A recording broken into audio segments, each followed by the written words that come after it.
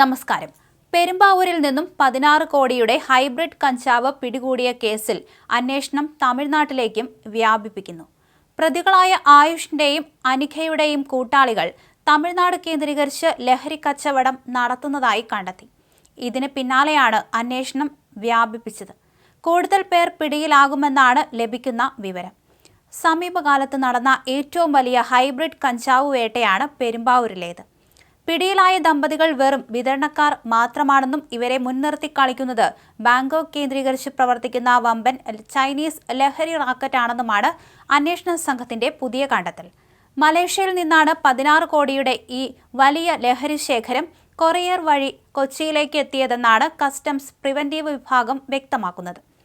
കേരളത്തിലെ കൗമാരക്കാരെയും പണക്കാരായ വിഐപികളെയും ലക്ഷ്യമിട്ട് കൊച്ചിയിലേക്ക് ഒഴുകുന്ന ഈ ഹൈബ്രിഡ് കഞ്ചാവ് ബിസിനസിന്റെ സൂത്രധാരന്മാർ ബാങ്കോക്കിലാണ് ഇരിക്കുന്നത്.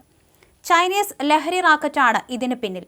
എന്നാൽ ഇതിലും ഞെട്ടിക്കുന്ന വിവരം, ഈ അന്താരാഷ്ട്ര ചൈനീസ് മാഫിയയുടെ മുഖ്യ കണ്ണികളായി ബാങ്കോക്കിൽ ഇരുന്ന് കോടികളുടെ കളി നിയന്ത്രിക്കുന്നത് മലയാളികളാണ് എന്നതാണ്. ബാങ്കോക്കിലുള്ള മലയാളി ലഹരി തലവന്മാരാണ് കൊച്ചിയിലെ ആയുഷിനും അനിഖയ്ക്കും മലേഷ്യ വഴി കഞ്ചാവ് കൊറിയർ ചെയ്ത് അയച്ചു നൽകിയത്. വിദേശത്തിരിക്കുന്ന ഈ വമ്പൻ സ്രാവുകളെ പൂട്ടാൻ അന്താരാഷ്ട്ര ഏജൻസികളുടെ സഹായം തേടാൻ ഒരുങ്ങുകയാണ് കേരള പോലീസും കസ്റ്റംസും. കൊച്ചി കേന്ദ്രീകരിച്ച് പിടിയിലായ ദമ്പതികളുടെ ലഹരി ശൃംഖല കേരളത്തിൽ മാത്രം ഒതുങ്ങുന്നതല്ല. തമിഴ്നാട്ടിലെ ചെന്നൈ, കോയമ്പത്തൂർ തുടങ്ങിയ മെട്രോ നഗരങ്ങളിലെ വൻകിട പാർട്ടികളിലേക്കും ഇവർ ലഹരി എത്തിച്ചിരുന്നു. കേസിന്റെ തമിഴ്നാട് കണക്ഷൻ പുറത്തു വന്നതോടെ അന്വേഷണം അയൽ സംസ്ഥാനങ്ങളിലേക്കും വ്യാപിപ്പിച്ചു കഴിഞ്ഞു. തമിഴ്നാട്ടിലെ പ്രമുഖ ലഹരി ഇടപാടുകാരുടെ താവളങ്ങൾ കേന്ദ്രീകരിച്ച് വരും ദിവസങ്ങളിൽ കടുത്ത റെയ്ഡുകൾ ഉണ്ടാകുമെന്നാണ് സൂചന. സാധാരണക്കാർക്ക് വാങ്ങാൻ കഴിയാത്തത്ര വലിയ വിലയുള്ള ഹൈബ്രിഡ് കഞ്ചാവാണ് ഇവരിൽ നിന്ന് പിടിച്ചെടുത്തത്. അതുകൊണ്ട് തന്നെ കൊച്ചിയിലെ വമ്പന്മാരും ആഡംബര പാർട്ടി സംഘാടകർ എന്നിവരാണ് ഇവരുടെ സ്ഥിരം ഉപഭോക്താക്കൾ.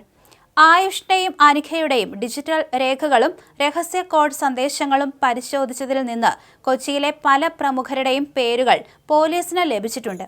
ഈ വമ്പന്മാരെക്കുറിച്ചുള്ള കൃത്യമായ വിവരങ്ങൾ ശേഖരിച്ചു കഴിഞ്ഞ് അന്വേഷണ സംഘം ഇവരെ ചോദ്യം ചെയ്യാനായി ഉടൻ തന്നെ വിളിച്ചു വരുത്തും.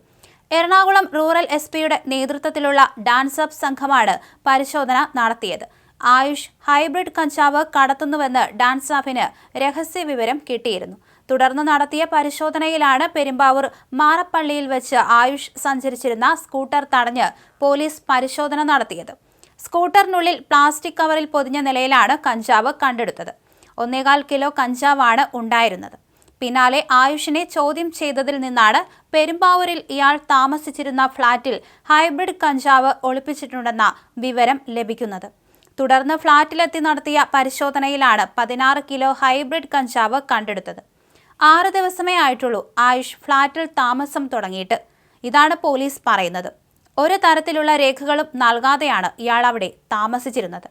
ഫ്ളാറ്റ് കേന്ദ്രീകരിച്ച് ആയുഷ് ലഹരി വിൽപ്പന നടത്തി വരികയായിരുന്നു എന്നാണ് പോലീസിന്റെ ലഭിച്ചിട്ടുള്ള വിവരം. ഹൈബ്രിഡ് കഞ്ചാവുമായി പിടിയിലായ ആയുഷ് പോലീസ് പരിശോധനയിൽ നിന്ന് രക്ഷപ്പെടാൻ ഒരു പോലീസ് ഉദ്യോഗസ്ഥൻ താമസിക്കുന്ന ഫ്ളാറ്റിൽ തന്നെയാണ് താമസിക്കുന്നത്.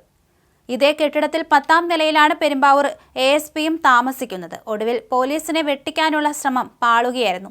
6ാം നിലയിലുള്ള ആയുഷിന്റെ ഫ്ളാറ്റിൽ നിന്ന് 15 കിലോയിലേറെ ഹൈബ്രിഡ് കഞ്ചാവാണ് പിടികൂടിയത്. സംസ്ഥാനം വ്യാപകമായി വേരുകളുള്ള ലഹരി റാക്കറ്റിനെ നിയന്ത്രിച്ചിരുന്നത് അങ്കമാലി, കോഴിക്കോട് കേന്ദ്രീകരിച്ചുള്ള സംഘങ്ങളാണ്.